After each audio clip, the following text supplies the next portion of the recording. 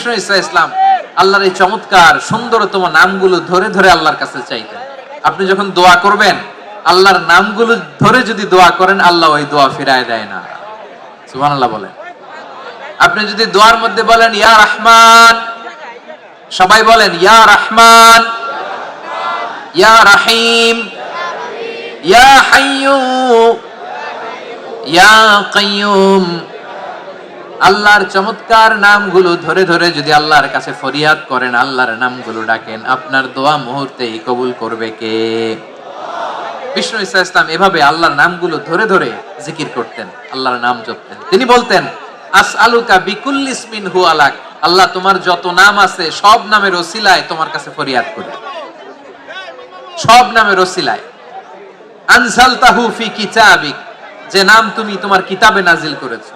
আও আল্লামতাহু আহাদাম মিন খালকিক, অথবা তোমার কোন সৃষ্টিকে তোমার নাম তুমি জানিয়েছো।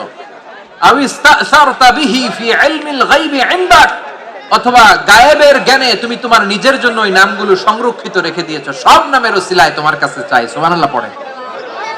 তার মানে আল্লাহ তোমার যে নামগুলো আমরা জানি এগুলোর ওসিলায়ও চাই, যে নামগুলো আমরা জানি না সেগুলোর ওসিলায়ও চাই। আল্লাহর সব নাম আল্লাহ আমাদেরকে জানায় নাই, কিছু নাম জানিয়েছেন, কিছু নাম তিনি জানান নাই। সুবহানাল্লাহ বলেন।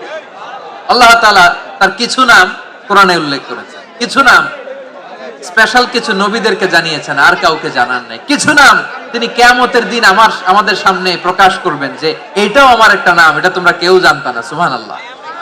সারপ্রাইজ হিসেবে আল্লাহ তাআলা রেখে দিয়েছেন, কেউ জানে না। কিয়ামতের দিন আল্লাহ তাআলা সেই নামগুলো জানাবেন।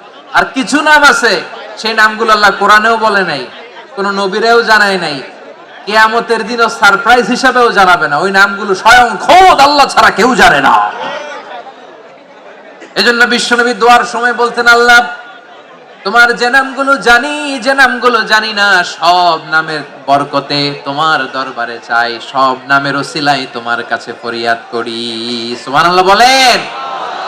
তাহলে সূরা হাশরের মধ্যে আমরা আল্লাহর মোট কয়টা নাম পাবো দেখি, মনে আছে কিনা? হ্যাঁ, কয়টা? আওয়াজ করে বলেন কয়টা? মাশাআল্লাহ। এই 14টা শোনার আগ্রহ আছে? এই দুই একজন যে ওঠা বসা করতেছেন, এই ডাস্টে তো ডাস্ট অ্যালার্জি হয়ে যাবে, ধুলাবালিতে। আসার সময় তো অনেক ধুলা খাওয়াইছেন আমার এই জায়গায়। একটু শান্ত হয়ে বসেন, আমরা শান্ত হয়ে বসি, অল্প কিছু সময় কিছু কথা আলোকপাত করব, তারপর আমরা বিদায় নিব। উঠবো না, কেউ দাঁড়াবো না, উঠবো না। সেই গতকাল থেকে, গত রাত থেকে আমি দেখেছি তো আপনাদের কাণ্ড কারখানা, ভিডিওতে দেখেছি। কাঁথা বালিশ নিয়ে গত রাতে চলে আসছে। অনেক কষ্ট করে অনেক সময় অপেক্ষা করেছেন, আর অল্প কিছু কয়েক মিনিট আপনারা বসেন, আমরা একসাথে বিদায় নেব ইনশাআল্লাহ। তাহলে প্রিয় বারোখালীবাসী বলেন তো, সূরা হাশরের শেষ 3 আয়াতে আল্লাহর কয়টা নামের দেখা মিলবে? সবাই একসাথে আওয়াজ করে কয়টা?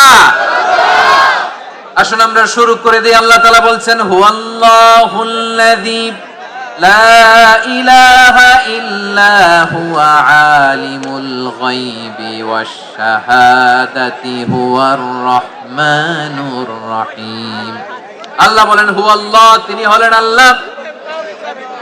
আল্লাযী লা ইলাহা ইল্লা হু, তিনি ছাড়া কোনো ইলাহ নাই। আছে নাকি?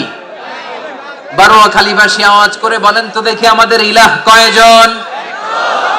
আর জোরে বলেন। একজন হইলে ভালো না বেশি হইলে ভালো? ওয়া ইলাহুকুম ইলাহু ওয়াহিদুন লা ইলাহা ইল্লা হুয়ার রহমানুর রহিম। আল্লাহ বলেন তোমাদের ইলাহ হলো একজন, তিনি ছাড়া কোনো ইলাহ নেই, তিনি দয়াময়, তিনি মেহেরবান। ইলাহ যদি একজন না হয়ে দুইজন হতো, ঝামেলা আছে না নাই?